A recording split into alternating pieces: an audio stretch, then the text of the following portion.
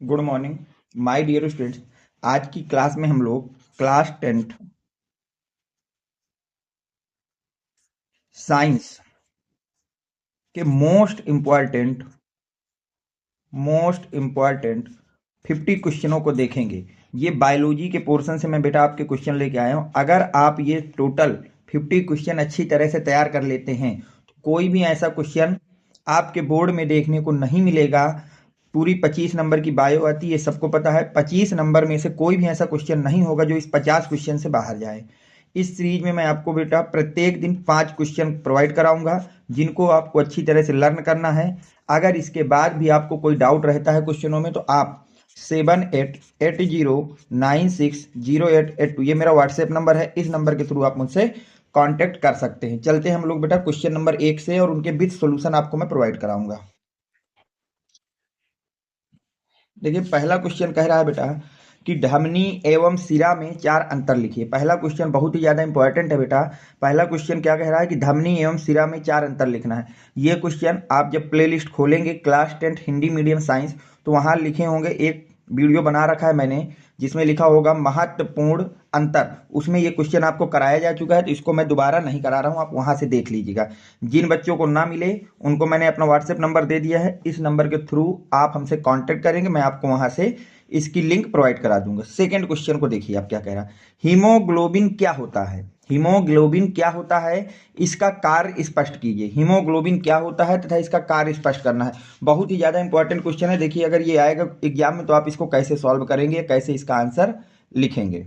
देखिए हीमोग्लोबिन एक प्रकार की प्रोटीन है। हीमोग्लोबिन जो है बेटा वो क्या है, एक प्रकार की प्रोटीन है जो लाल रक्त कोशिकाओं में मौजूद रहता है। हीमोग्लोबिन एक प्रकार का प्रोटीन है और जो कहाँ पाया जाता है बेटा, लाल रक्त कणिकाओं में पाया जाता है। ये तो हो गया फर्स्ट क्वेश्चन। और इसमें क्या पूछा बेटा, इसके कार्य को स्पष्ट करिए। कार्य देखिए इसके लिखना है तो देखिए कार्य क्या होते हैं। यह ऑक्सीजन को शरीर के ऊतकों और मांसपेशियों तक पहुंचाता है। इसका पहला कार्य है बेटा कि यह ऑक्सीजन को शरीर के ऊतकों और मांसपेशियों तक पहुंचाता है।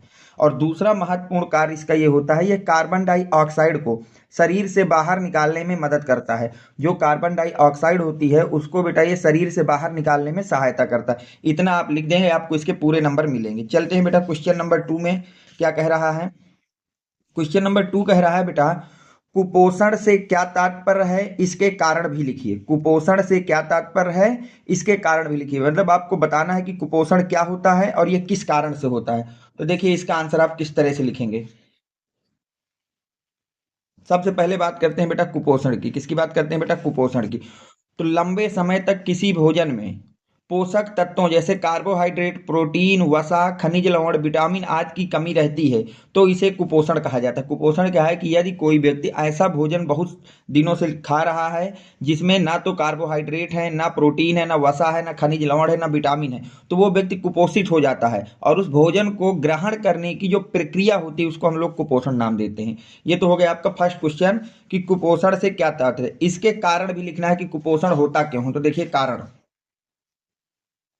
हम्म, कुपोषण के कारण, कुपोषण के निम्नलिखित कारण होते हैं। कुपोषण के बेटा निम्नलिखित कारण है जिसमें से मुख्य कारण है बेटा शराब का ज्यादा सेवन करना। जो लोग शराब पीते हैं वो कुपोषित हो जाते हैं, उन फूल जाता है उनका शरीर पूरी तरह से, मोटापा उनके आ जाता है। तो मोटापा भी एक तरह का कुपोषण ही है, ठीक है। तो शराब का ज्यादा सेवन करना, जरूरत के मुताबिक पोषक तत्वों से भरपूर भोजन का सस्ता न मिलना। अब देखिए जो व्यक्ति है वो पोषण से भरपूर खाना इसलिए नहीं खा पाता है क्योंकि वो खाना बहुत महंगा है। जैसे हरी सब्जियां लेने जाओ तो वो बहुत महंगी मिलती हैं। तो जरूरत के मुताबिक जो, जैसे दूध है आज की डेट में 55 रुपए लीटर चल रहा है, तो एक मध्यम वर्गीय व्यक्ति या एक गरीब व्यक्ति के लिए सभी पोषक तत्वों से भरपूर जितनी भी चीजें हमारे खाने के लिए बनाई गई हैं उनको खरीद पाना संभव नहीं है, जिसके कारण वो ना खरीद पाता और ना उनको खा पाता। तो दूसरा मेन रीजन तो यही है कि जरूरत के मुताबिक पोषक तत्वों से भरपूर जो भोजन होते हैं वो बहुत महंगे मिलते हैं। पॉइंट नंबर 3 जो आपको याद रखना बेटा, पाचन संबंधित समस्याएं होना। अब जैसे कई लोग होते हैं उनके गैस की प्रॉब्लम होती है, खाना नहीं पचता है, इस तरह की जो प्रॉब्लम होती है इसके वजह से भी कुपोषण बहुत ज्यादा बढ़ता है। HIV तथा एड्स जैसी बीमारियों को होना। यदि किसी व्यक्ति में HIV हो जाए या एड्स हो जाए, ऐसी बीमारियां भी कुपोषण को जन्म देती हैं। डायरिया या छोटी आंतों के विकार का होना। डायरिया हो जाए किसी को, डायरिया में क्या होता है, खाना पूरा का पूरा वॉमिटिंग के थ्रू बाहर फेंक दिया जाता है। तो डायरिया हो गई, या छोटी आंत में सूजन आ जाए या उसमें किसी भी तरह का विकार उत्पन्न हो जाए तो वो सब आपके कुपोषण के ही कारण होते हैं। ये हो गया क्वेश्चन नंबर 3। चलते हैं बेटा क्वेश्चन नंबर 4 क्या कह रहा है, देखिए उसको। क्वेश्चन नंबर 4 आपसे कह रहा है स्वपोषी पोषण के लिए आवश्यक परिस्थितियां कौन सी हैं और इनके उपोत्पाद क्या हैं। यानी कि स्वपोषण के लिए आवश्यक परिस्थितियां कौन कौन सी हैं, कि स्वपोषण कब होता है और इससे क्या बनता है, स्वपोषण के बाद क्रिया जब हो जाती है तो हमको मुख्य उत्पाद के रूप में क्या मिलता है, ये आपसे पूछा जा रहा है। तो देखिए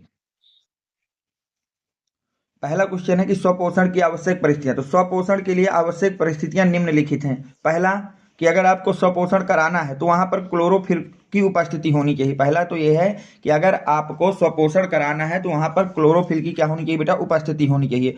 पौधों के हरे भाग में क्लोरोफिल पाए जाते हैं। जो पौधों के हरे भाग होते हैं उसमें क्या पाए जाते हैं बेटा, क्लोरोफिल पाए जाते हैं, जो प्रकाश ऊर्जा को अवशोषित करते हैं। और ये क्लोरोफिल जो है प्रकाश ऊर्जा को अवशोषित कर लेते हैं। तो क्योंकि भोजन स्वपोषी पोषण के लिए हमको प्रकाश की ऊर्जा की आवश्यकता पड़ती है, तो उस ऊर्जा को अवशोषित करने के लिए हमें क्या चाहिए, क्लोरोफिल। क्लोरोफिल ही होते हैं जो प्रकाश ऊर्जा को अवशोषित करने हैं। दूसरा हमें क्या चाहिए बेटा, दूसरा चाहिए सूर्य के प्रकाश की उपस्थिति होनी चाहिए। स्वपोषी पोषण कराने के लिए आपको सूर्य के प्रकाश की उपस्थिति होनी चाहिए। सूर्य के प्रकाश कहाँ से मिलेगा बेटा, पौधे सूर्य से सूर्य का प्रकाश प्राप्त कर लेते हैं। जो प्रकाश है वो कहाँ से प्राप्त कर लेते हैं बेटा, सूर्य से कर लेते हैं। तीसरी चीज हमें स्वपोषण के लिए क्या चाहिए, कार्बन डाइऑक्साइड चाहिए। क्या चाहिए बेटा, कार्बन डाइऑक्साइड चाहिए। तो पौधे वायुमंडल में कार्बन डाइऑक्साइड को प्राप्त करते हैं। अब उस कार्बन डाइऑक्साइड को लिए वो कहाँ से लेते हैं, वायुमंडल से ग्रहण कर लेते हैं पौधे। और हमको चाहिए जल, तो पौधे अपनी जड़ों से जल को प्राप्त कर लेते हैं। तो अगर स्वपोषी पोषण कराना है तो चार चीजों का होना अनिवार्य होता है। क्लोरोफिल सूर्य के प्रकाश को ग्रहण करने को या अवशोषित करने का काम करता है। सूर्य का प्रकाश की उपस्थिति होना अनिवार्य ही है। कार्बन डाइऑक्साइड हम वायुमंडल से ले लेते हैं और जल हम पौधे अपनी जड़ों के द्वारा पृथ्वी के अंदर से ले लेते हैं। तो ये चार चीजें मिलकर उनके भोजन को तैयार करती हैं। तो अगर हम बात करें और इस चारों की चीजों को आपस में क्रिया करने की जो अभिक्रिया है उसका नाम होता है प्रकाश संश्लेषण की प्रक्रिया। उसका नाम क्या होता है बेटा, प्रकाश संश्लेषण की प्रक्रिया। अब देखिए अगर हम प्रकाश संश्लेषण का समीकरण देखें तो प्रकाश संश्लेषण में क्या होता है, कार्बन डाइऑक्साइड, जल, क्लोरोफिल तथा सूर्य के प्रकाश की उपस्थिति में ग्लूकोज ऑक्सीजन और ऊर्जा में टूट जाता है। ग्लूकोज ऑक्सीजन और ऊर्जा में टूट जाता है। कार्बन डाइऑक्साइड के 6 मॉलिक्यूल्स, वाटर के 6 मॉलिक्यूल, क्लोरोफिल और सूर्य का प्रकाश दोनों की उपस्थिति में किसमें टूटता है, ग्लूकोज में और ऑक्सीजन में। ग्लूकोज में और ऑक्सीजन में, और यहाँ से ऊर्जा मिलती है। ये रिएक्शन मोस्ट इंपॉर्टेंट है बेटा, इसको लर्न कर लेना। वहां डायरेक्ट पूछता है कि प्रकाश संश्लेषण प्रक्रिया का समीकरण लिखिए, केवल इतना ही क्वेश्चन पूछ लिया जाता है। तो ये समीकरण इतना आपको बिल्कुल अच्छी तरह से याद होना चाहिए। ये तो हो गया फर्स्ट क्वेश्चन।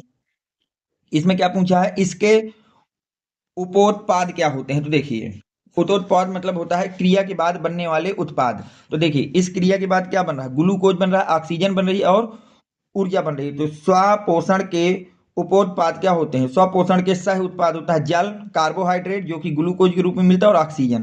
तो ये इसका प्रॉपर आंसर हो गया। चलते हैं बेटा नेक्स्ट क्वेश्चन पे। नेक्स्ट क्वेश्चन आपका क्या कह रहा है, अगला क्वेश्चन कह रहा है बेटा आपसे कि लार क्या है। लार क्या है, इसकी उपयोगिता का विवरण उदाहरण सहित दीजिए।